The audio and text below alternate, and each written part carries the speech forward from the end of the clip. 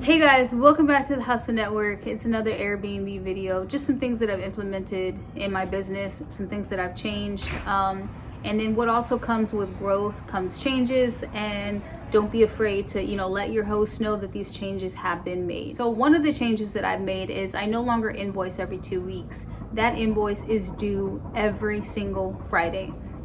Now I'm still kind of working on this system with my bigger host who has over 30 cleaners, over 60 properties. It was his choice to do every 2 weeks, and I've kind of implemented that with every single host, like saying, every 2 weeks. And there's really only one host that pays me right after the clean. But now that I've been trying different people on these cleans, I've been also taking my brother, things like that. I don't want to wait every 2 weeks to pay the contractor that I have. Instead, I want to do and stick with, just like I stick with residential, I'm going to pay you every single Friday. So that means that the host will now have to pay me for all the cleans done within that week. And if there was none, then no invoice, right? But the guest contact services are still invoiced once a month. A few things as far as what does my clean entail, and I don't name anything like very, very specific, like cobwebs, things like that, but I just let them know washing linen, cleaning, sanitizing, things like that. And all this will be in my ebook that I have if you guys ever want to just kind of take a look at what's in there and kind of use it for, sending your host. What are the cleaners' expectations and what are their responsibilities? And then I also let them know for now on, because I know that Airbnb pays these hosts $200 for a clean if someone smoked in there. Why? Because I've done it with this host about 4 times, and about 4 times. So I'm thinking, like, if I have to spend longer time on a clean because they smoked, meaning I'm have to use a whole can of Ozium, I'm having to wash all the linen, I'm having to wash the walls, open up the windows, turn on the air, etc., then I should be paid and compensated for that. So now I charge a fee for that. Now this fee can change anywhere from $25 to $50 to $75. It's really up to you. And then a deep clean, I also let them know if the guest stays after 12 days, it is a deep clean. Meaning I will get behind that bed and get those cobwebs and dirt. I will make sure to clean all those window sills each and every single time. I will to make sure to actually use my microfiber towel and clean out all the cupboards and cabinets on the outside and the inside.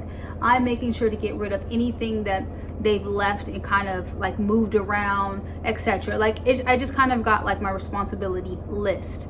It's really important. Also, when you are growing as a business, meaning if you have to hire contractors or you have to hire employees, charge them weekly, every single Friday. Here's the invoice, and it should be paid within 2 days, because their urgency, boy, to schedule you for a clean, but they have no urgency to pay that invoice. It's like, come on, it's been 3-4 days and you're looking at it, but you're still wanting me to accept these jobs.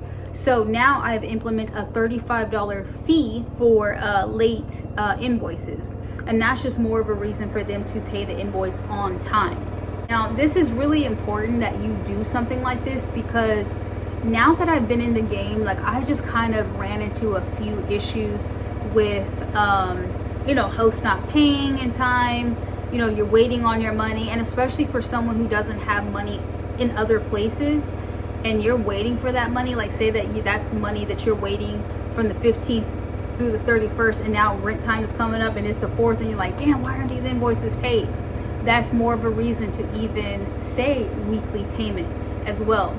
Now, I only have one host that pays me right after the job, literally right after each clean. But I like doing it by the invoicing every single Friday. Re-up on our supplies, etc. Pay the team, blah, blah, blah. Be afraid to go up on the price as well. This is something that I think is really important, especially during the down times. You are already going to be not having as much work, so up the price a bit. So for us, like say that I clean a 3-bedroom, 2-bath for $120, right? And I'm like, you know what, I'm gonna go ahead and add $15 extra on there, and I'm gonna let them know. And when you're sending something over, let them know that price is subject to change after 6 months, whatever it may be. You don't want it to be something that is like change, you know, change without further notice, or change every couple of weeks, or change every single month. I do 6 months to a year, just because I know that there's going to be certain times where I'm just going to be growing. Be afraid to go up on the price, because in the beginning you kind of price lower, and you don't really know until you start getting these jobs and start gaining these hosts and this work, and you start to realize, man, like, I should have been charging this for this. And even in these Facebook groups, they'll tell you, like, you should be charging this for that, right?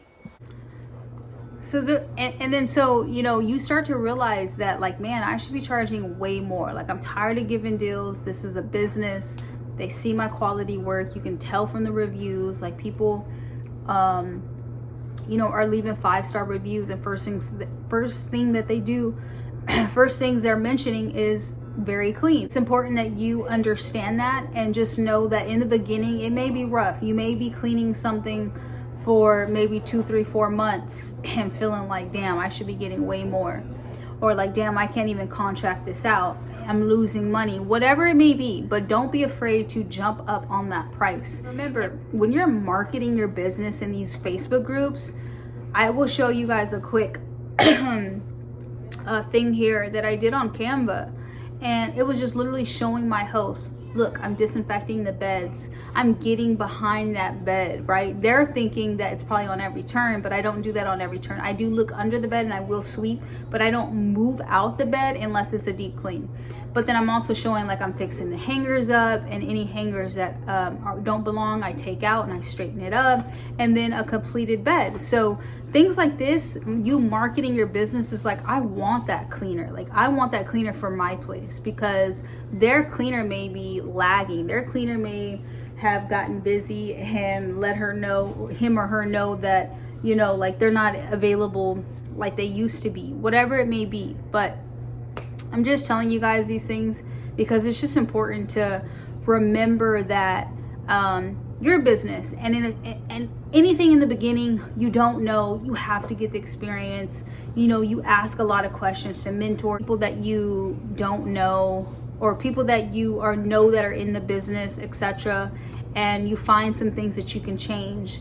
And it's just important that you continue to keep learning. Like, even myself, I still will watch Airbnb videos, because I feel like, is there something more that I can be doing? Is there something else that I can be learning?